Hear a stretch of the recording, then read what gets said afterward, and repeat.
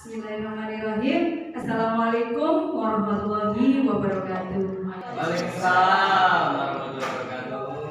Selamat siang, salam sejahtera bagi kita semua. Semoga rahmat Allah selalu menyertai kita. Bismillah, alhamdulillah, la haula wala quwata illa billah, amma ba'du. Yang kami hormati Ibu Kepala Sekolah beserta Bapak Ibu, rekan guru, hadirin yang berbahagia, mari bersama-sama pada siang hari ini kita mengucap syukur kepada Allah Subhanahu wa Ta'ala karena atas taufik hidayahnya, limpahan kesehatannya, sehingga kita bersama-sama dapat berkumpul dalam acara pengimbasan dan sosialisasi tentang budaya positif di sekolah dengan keadaan sehat walafiat. Bikaulina alhamdulillahirabbil alamin. Kedua kalinya sholawat beserta salam semoga tetap terlimpahkan kepada junjungan kita Nabi Agung Muhammad Sallallahu Alaihi Wasallam yang senantiasa kita nantikan syafaatnya di yaumil qiyamah kelak. Amin. Terima kasih atas waktu yang diberikan kepada saya untuk dapat bersama-sama kita belajar tentang apakah itu budaya positif yang ada di sekolah kita. Apa sih budaya positif? Budaya positif adalah kebiasaan-kebiasaan baik yang dicontohkan oleh Bapak Ibu Dewan Guru kepada anak-anak untuk dapat memberikan pembelajaran yang optimal. Baik, budaya positif dapat kita raih bersama dengan segitiga restitusi. Kita nanti akan belajar tentang apakah segitiga restitusi. Bapak pendidikan kita, yakni Bapak Ki Hajar Dewantara, dalam filosofinya mengatakan pendidikan adalah menuntut segala kodrat anak untuk mencapai keselamatan dan kebahagiaan hidupnya. Ini adalah merupakan tolak ukur di mana Kementerian Pendidikan dan Kebudayaan sekarang menggalakkan tentang Merdeka Belajar yang bersumber kepada filosofi Ki Hajar Dewantara tersebut, di mana kita sebagai seorang pendidik diibaratkan sebagai seorang petani, di mana seorang petani itu tidak dapat mematok bagaimana hasil pertaniannya nanti untuk menjadi apa, berbuah seperti apa. Itu tergantung kepada kodratnya dari apa yang ditanam oleh petani.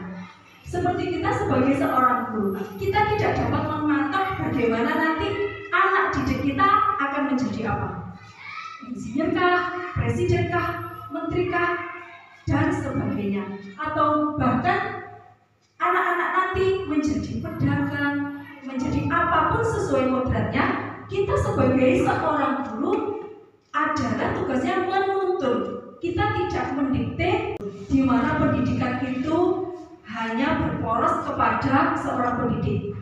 Makanya sekarang pemerintah menggalakkan tentang pendidikan yang berpihak kepada murid, yang artinya adalah merdeka belajar, yaitu memberikan keamanan dan kenyamanan dalam belajar sesuai dengan bakat dan potensi anak. Dalam prosesnya, anak diberikan kebebasan. Anak dapat menentukan, saya ingin belajar seperti apa, metodenya seperti apa, bakatnya saya apa, dan minatnya saya apa. Di sini guru memberikan banyak sekali pilihan. Namun kita sebagai seorang guru atau sebagai seorang pamong dalam memberikan tuntunan dan arahan, tentunya agar anak tidak kehilangan arah, dan tentunya anak-anak didik kita tidak membahayakan dirinya sendiri. Seorang pamong atau seorang guru seperti kita dapat memberikan tuntunan dan keteladanan agar anak dapat menentukan kemerdekaannya dalam belajar.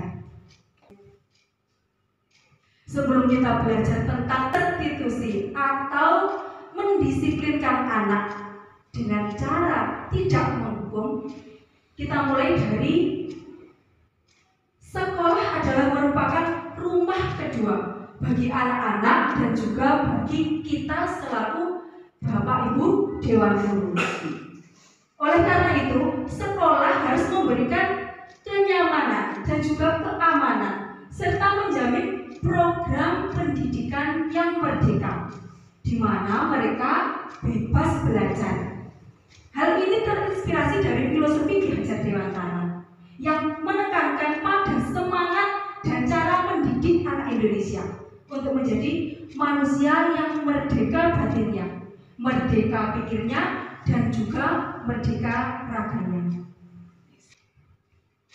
Ki Hajar Dewantara seperti yang telah diungkapkan sebelumnya, tidak pernah mematok anak didiknya di kelas nantinya akan menjadi apa. Ki Hajar Dewantara memerdekakan anak-anak didiknya saat belajar maupun berdasarkan bakat dan minat belajar mereka.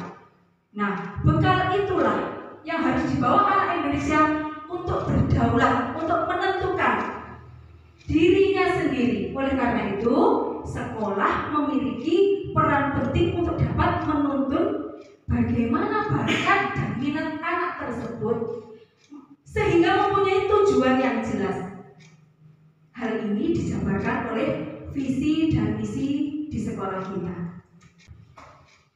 Baik, dalam mewujudkan budaya positif, yang pertama yang harus dilakukan adalah membuat kesepakatan kelas atau keyakinan kelas. Hal ini merupakan ilmu baru tentunya bagi saya. Keyakinan kelas itu kalau saya flashback kembali itu seperti janji murid yang diucapkan anak-anak sewaktu upacara. Jadi sekolah ditekankan untuk tidak membuat peraturan yang nanti ujung pakalnya adalah menghukum anak jika anak melakukan kesalahan. Maka dari itu kita seorang pendidik atau guru kelas ditekankan untuk membuat keyakinan kelas. Jadi contohnya seperti ini. Anak-anak dikumpulkan sebelum memulai pembelajaran. Anak-anak, kamu semua ingin kelasnya ini seperti apa? Kemarin di kelas saya di TK, anak-anak sudah saya ajak buat tentang keyakinan kelas. Anak-anak menyebutkan sendiri, saya ingin mengerjakan tugas sampai selesai. Oke, fix 1. Saya ingin makan sendiri tanpa bantuan ibu saya. 2. Nanti ini akan disepakati oleh semua anggota kelas tersebut. Saya ingin berangkat sekolah tidak terlambat. Saya ingin menghormati ibu guru dan bapak ibu guru. Saya ingin disiplin. Jadi ibu guru memberikan motivasi intrinsik, motivasi dalam diri anak. Anak-anak berbuat sesuai dengan kesepakatan yang dibuat di kelas. Ini bisa diterapkan di jenjang PAUD sampai ke jenjang SMA, di mana saya sudah praktik sendiri. Ternyata anak-anak saat mengerjakan tugas tidak selesai, saya datang.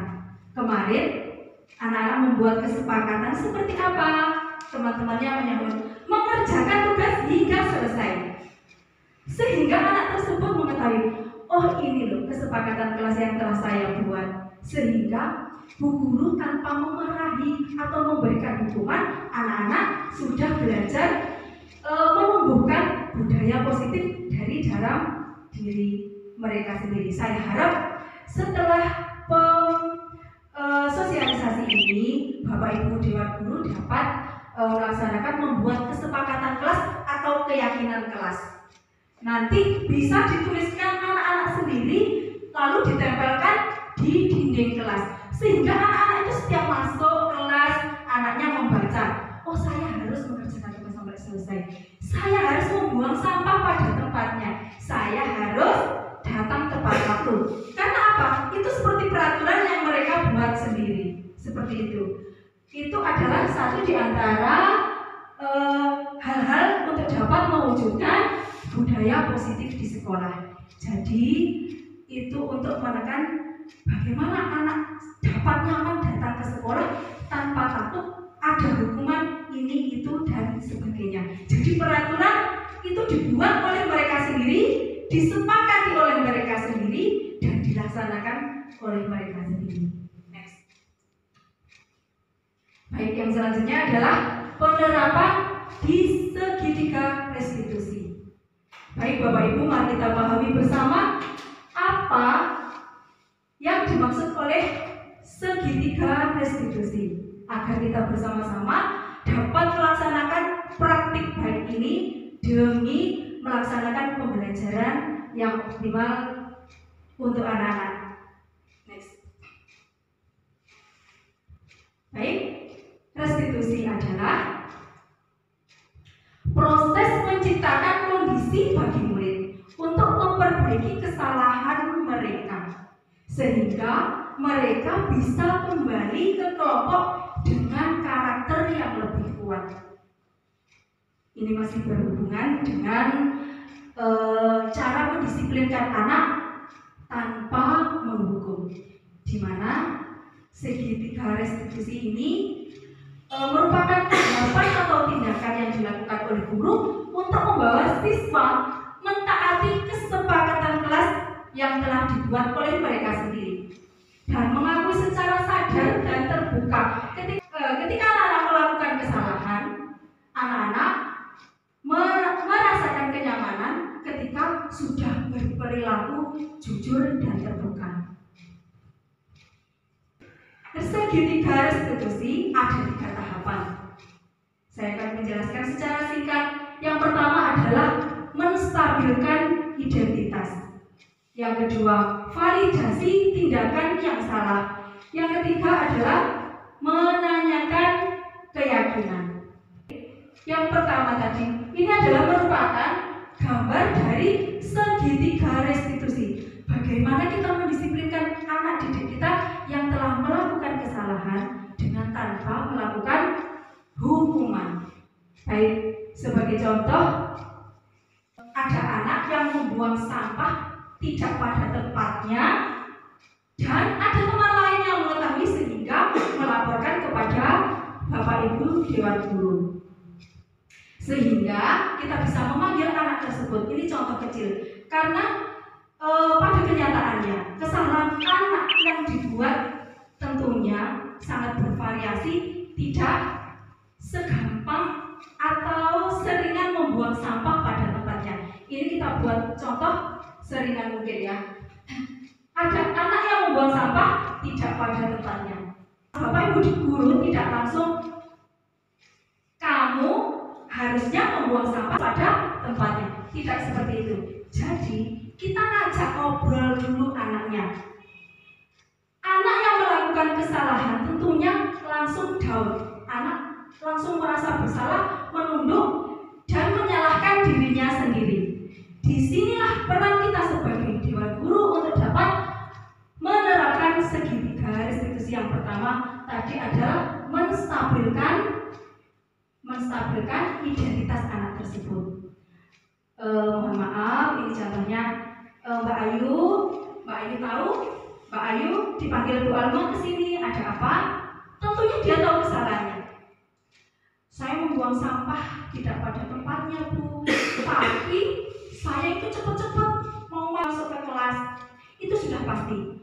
Anak ada pembelaan dirinya supaya tidak disalahkan atau tidak dihukum. Yang kedua, kita menanyakan, kita memberikan motivasi dia untuk bangkit. Jadi kita tidak langsung, kamu sudah diberitahu kalau membuang sampah itu ya di tempat sampah, seperti itu. Nah, segitiga restitusi tidak mengedepankan dalam hal menghukum anak. Bu Alma tahu, Bu Alma dulu juga pernah membuang sampah tidak pada tempatnya. Tapi apakah perbuatan itu baik? Nah, disitulah anak-anak diberikan pengetahuan bahwasanya apa yang dilakukan anak tersebut itu adalah merupakan kesalahan.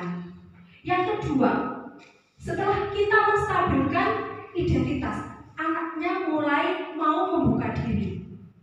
Yang kedua adalah validasi tindakan yang salah. Baik Mbak Ayu, tentunya kamu mempunyai alasan mengapa berbuat buat seperti itu. Kamu melakukan apa tadi? Membuang sampah pada tempat, tidak pada tempatnya. Seperti itu.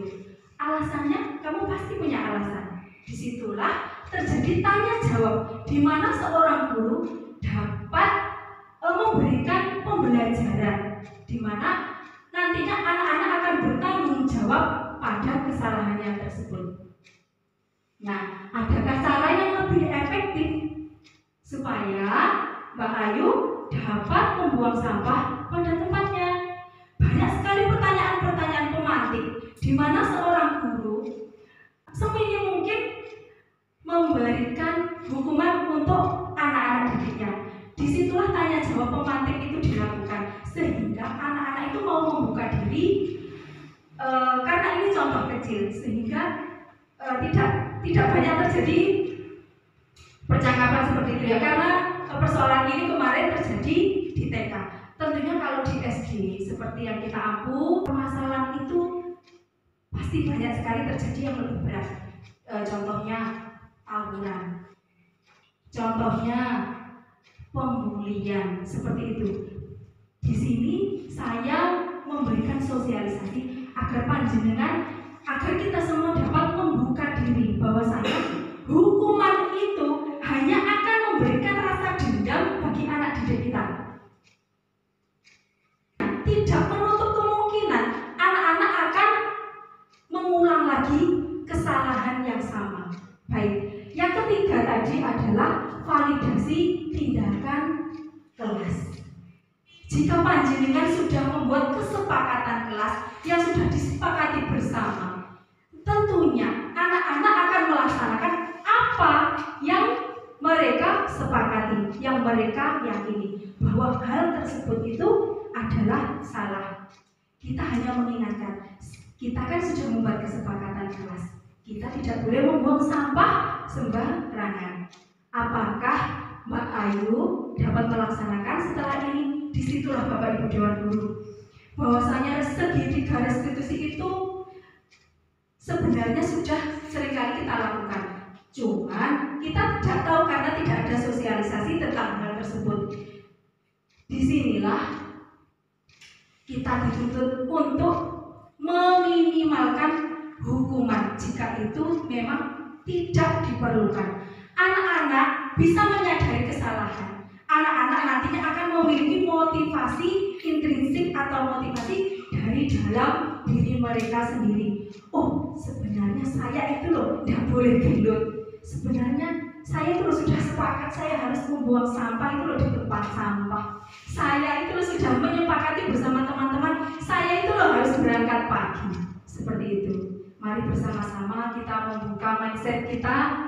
Tentunya kita sesuai dengan program yang dicanangkan, yang diprogramkan atau yang sekarang ini digembar-gemborkan oleh Kementerian Pendidikan dan Kebudayaan tentang Merdeka Belajar. Jadi anak-anak bukan hanya menentukan pembelajarannya mau seperti apa, tapi anak-anak menentukan saya ingin sekolahnya ini seperti apa. Jadi tidak ada hukuman di sekolah kita.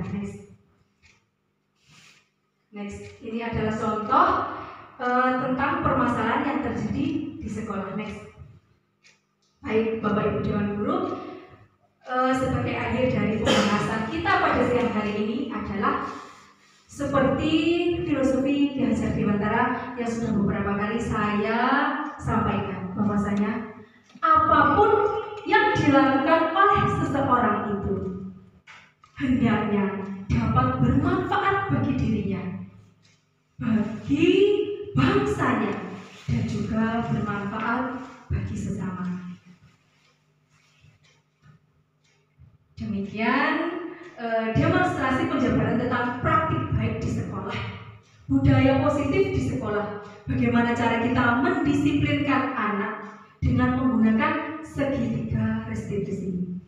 Demikian semoga bermanfaat bagi kita bersama. Kita buka mindset kita buka pikiran kita untuk memajukan pendidikan di Indonesia dengan cara pembelajaran yang berpihak kepada murid, yang bisa disebut sekarang adalah Merdeka Belajar. Guru tergerak, guru bergerak, dan guru menggerakkan. Selamat siang, terima kasih. Wassalamualaikum warahmatullahi wabarakatuh. Assalamualaikum warahmatullahi wabarakatuh.